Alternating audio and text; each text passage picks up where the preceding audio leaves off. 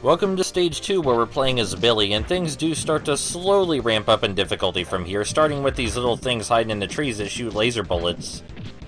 But as you saw, we can either jump to attack those or throw putties into them. They only take one hit either way, and I personally prefer to throw putties into them because I think it looks better. Of course, if you were to actually try and do battle underneath one of those pink laser machines, then you would take significant damage, but there's no reason to do that when they only take one hit, and are so easily removed. You'll already notice the game is going slightly less easy on us with the enemy placement, already seeing a lot more green putties. The main difficulty for the first half of the level with Billy, though, is fighting the enemies while these barrels roll down the screen at you. It is very easy to jump over them as long as you remember that there's a slight delay before you can jump again after you land. I definitely prefer to put more priority on jumping than actually fighting the enemies whenever the barrels do appear. Thankfully, they have quite a noticeable audio cue to them, so you can't really say you don't know they're coming. In my experience, it's also better to just run toward the barrel when you see it, instead of wait for it to come to you. Just meet that barrel head on and get the jumping out of the way, because after you're behind it, it's not going to turn back around to get you. The small delay in your jump can be difficult in this situation where there are two barrels coming at you from opposite sides, but being proactive really helps with that. You may notice I'm using Billy's crouching kick a lot more than his normal combo, and this is not by accident. It's way faster than his normal combo, and it's the closest thing he has to anti-air besides his jump kick. Of course, the putties can also duck and stab you instead of just stab at the air above your head, so it's not like a free pass to Invincibility Town or anything. I just personally find it a lot more convenient. That's not to say it's flawless, because enemies can easily jump out of it, as you saw. But that's only if they can jump.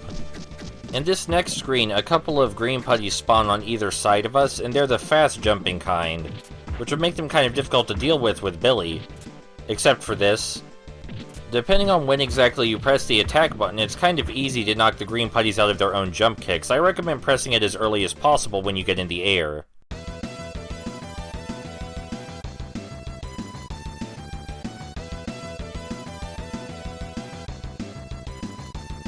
Oh hey, we're in Billy's Ranger mode, and I really like Billy's Ranger mode just because his stick does this neat twirly thingy that you haven't seen yet, but you will. We can also use it on command by doing the heavy attack input.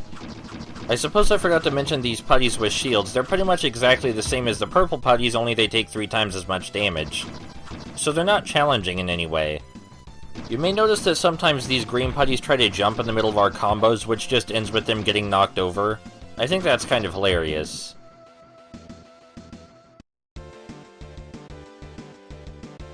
Hey guys, we did it! We're almost to the part where this game becomes an action platformer instead of just an action game where you sometimes jump over barrels. But first, a completely harmless wave of purple putties that can't get anywhere near us because our range is absurd, and now to the platforming. We can hang from these bars and jump up them on command, and the challenge here is choosing the appropriate time to jump up, because of course there are hazards right above the bars that we could easily jump into if we choose to jump at the wrong time. And now it's time for conveyors to get into the situation, but instead of bothering with that, we're going to take the high ground and use our low attack to avoid almost any damage we could take. The single mistake I made with this strategy was getting too close to the edge so this guy could stab me, but I'd say one hit isn't so bad. After we do eventually step onto the conveyor belt, though, we'll find that it's home to some flaming pipes falling from the sky. We want to run past them as soon as they hit the ground, because they do actually fall kind of fast. And after we're familiar with the pipes, of course, we're going to have to fight enemies while they rain down. There's really no safe place to stand here except on the very far right of the screen, but that's also where enemies spawn from, so it's better just to stay in the center and slightly adjust ourselves. And don't worry about completing your full combo, because if you don't knock the enemy over, then the pipes will.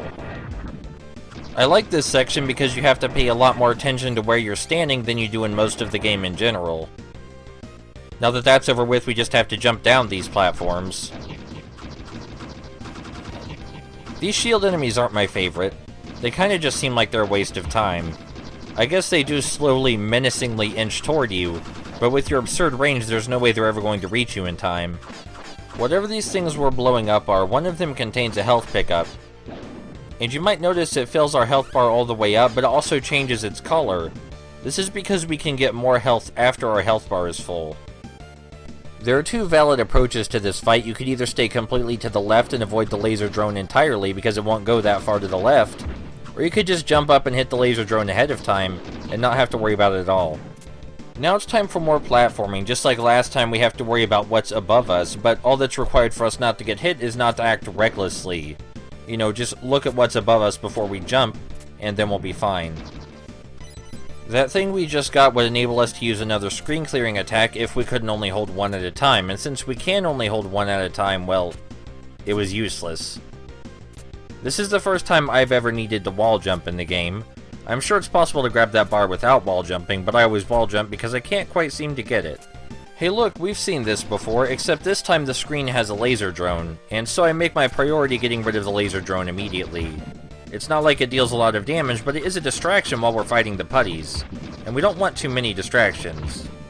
We were able to pretty much stay in the center of the screen and annihilate everyone that time, but on this next screen, staying in the center is kinda suicide, so I prefer to stay on the far right. A couple of enemies spawn over here, but as soon as they do, we're going to throw them to prevent them from attacking us. And we should have plenty of time to deal with everyone. Even after all the putties are dead, we still have to destroy the laser drone. But that was easy. We're pretty near the end of the level now, but we do have a bit more platforming to go. This time, though, there aren't really any bars to hang on. It's more about the moving platforms. Even the hazards take kind of a back seat.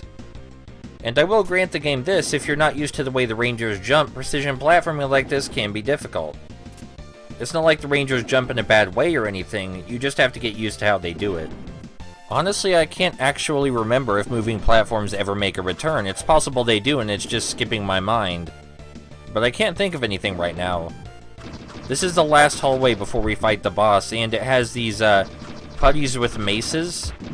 And the maces are supposed to be threatening because they give the putties enhanced range, but they take way too long to use them. They have to stop dead for like a whole half second. You know how long a half second is? Too long. They also don't take any more hits than the purple putties, but giving them extra hits wouldn't really change anything. We've just kind of gotten into a groove here of attacking left and right, and nobody's been able to touch us at all. We're going to grab even more health and then finally move on to the boss battle.